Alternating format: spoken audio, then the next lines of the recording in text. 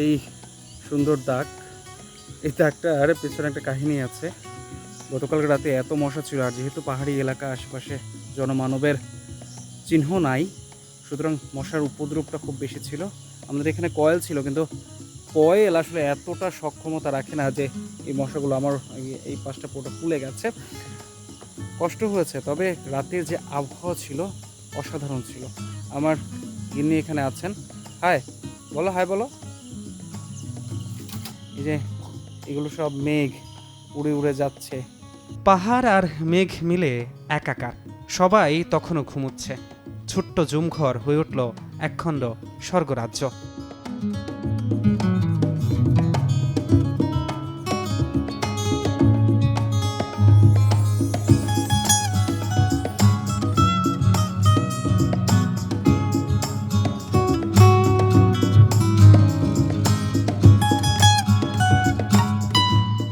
সুন্দর একটা সকাল উপভোগ করে আবারও কিছুক্ষণ ঘুমিয়ে উঠলাম আমরা। এবার গোসলের জন্য পাহাড়ের চূড়া থেকে কিছুটা নিচে নামতে হবে আমাদের। ঝিরির উদ্দেশ্যে আমাদের যাত্রা শুরু। ঝিরির দিকে যেতে হলে এখান থেকে আর কি অক্টোপাস থেকে যেই শুরু পায়ে হাঁটা পথটা নেমেছে, পথটা অনেকটাই খাড়া পাহাড় বেয়ে, বেশি দূরত্ব না, 2 থেকে 5 মিনিটের মতো লাগবে। এটা এক অন্যরকম অ্যাডভেঞ্চার বলা চলে। কথা বলো, কেমন লাগতেছে? অসাধারণ লাগতেছে। তুমি আমার মতো বলো না।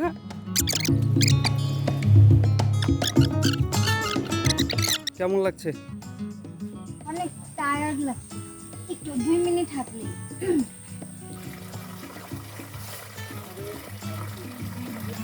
পাহাড়ের ঠিক উপর থেকে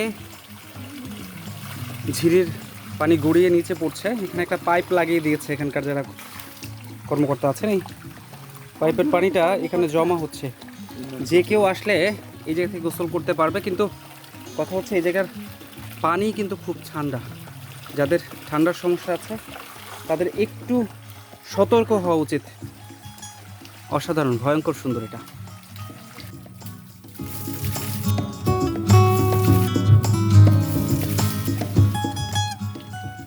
গোসল শেষে সকালের খাবার। সকালের মেনু ভাত, ডাল, ডিম ভাজা। খাবার শেষে পাহাড়ি ভুট্টা সেদ্ধ।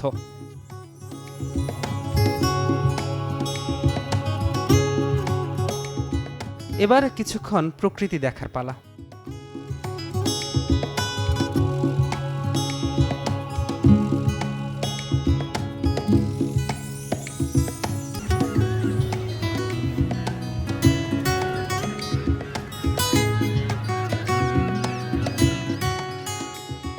পাহাড় দেখতে দেখতে সূর্য তখন মধ্য গগনে, প্রচণ্ড গরম। খবর এলো আমাদের নেয়ার জন্য সিএনজি অপেক্ষা করছে। নেটওয়ার্ক জটিলতায় কল করতে পারিনি, তাই তড়িঘড়ি করে আমরা ছুটলাম আবারও ব্লিসের উদ্দেশ্যে। বিদায় জানালাম অক্টোপাসকে। আমরা ব্লিসের উদ্দেশ্যে রওনা করেছি। তবে সবচেয়ে বড় ব্যাপার এখন হচ্ছে, সেটা হচ্ছে প্রচণ্ড রোদ। আমরা আসার দিন এই রোদটা পাইনি, কারণ আমরা বিকেলবেলা এসেছি। এখন যেহেতু 12টা বাজতে চলেছে, তাই আমাদের জন্য এই রোদটা অনেক বেশি কষ্ট হচ্ছে। আমাদের প্রায় অনেকেই গ্রুপের মধ্যে আছে যারা বেশ অসুস্থ হয়ে পড়েছে। এখনও প্রায় 20 মিনিট খানেক হাঁটতে হবে।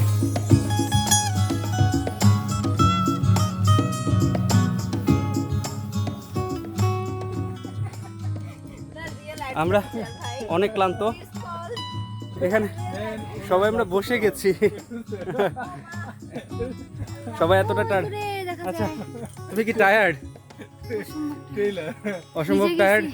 আমি ড্রোনটা ফ্লাই করার চেষ্টা করেছিলাম, কিন্তু এত রোদ, উপরের দিকে তাকাতে পারছি না। আমার ড্রোন হারিয়ে যাওয়ার একটা শঙ্কা আছে, কারণ পাহাড়ের স্যাটেলাইট অনেক সময় অনেক কম পাওয়া যায়।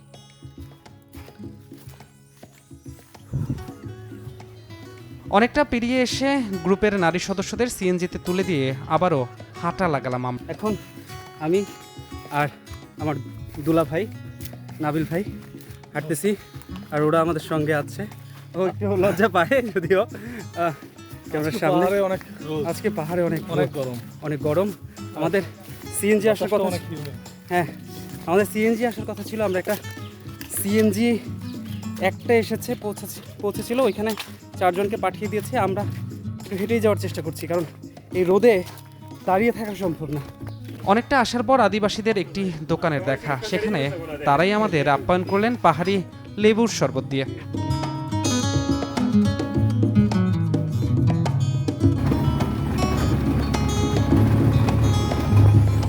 দোকানটিতে অপেক্ষা করতে করতেই আমাদের সিএনজি চলে আসে, আবার যাত্রা শুরু। তবে খানিক গিয়ে আবারও নামতে হয় ভাঙা রাস্তায়। সিএনজিকে রীতিমতো পা দিয়ে টেনে তুললেন চালক।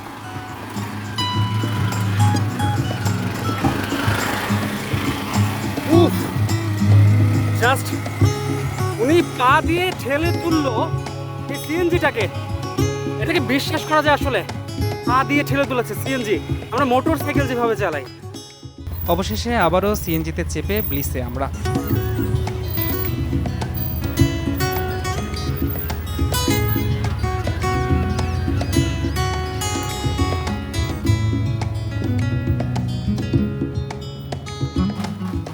পাহাড় থেকে ফেরার পর আমরা এতটাই ক্লান্ত ছিলাম, আসলে এরপরে আর ভিডিও অন করতেই মন চায় নাই। এর মধ্যেই আমরা খুব ফ্রেশ ট্রেশ হয়ে সাজুগুজু শেষ।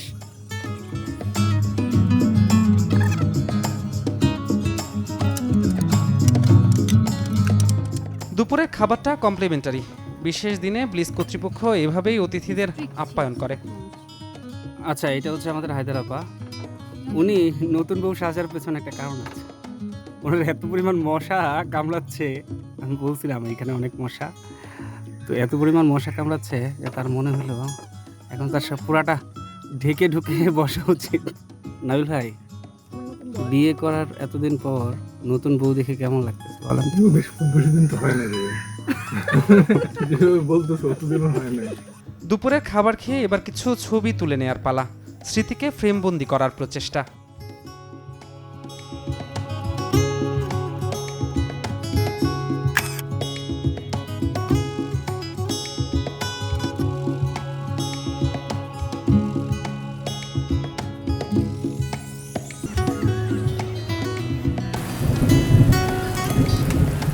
অবশেষে আকাশ ভেঙে বৃষ্টি এলো, সঙ্গে ঘনিয়ে এলো সন্ধে। অন্ধকার জানান দিল এবার ফিরতে হবে।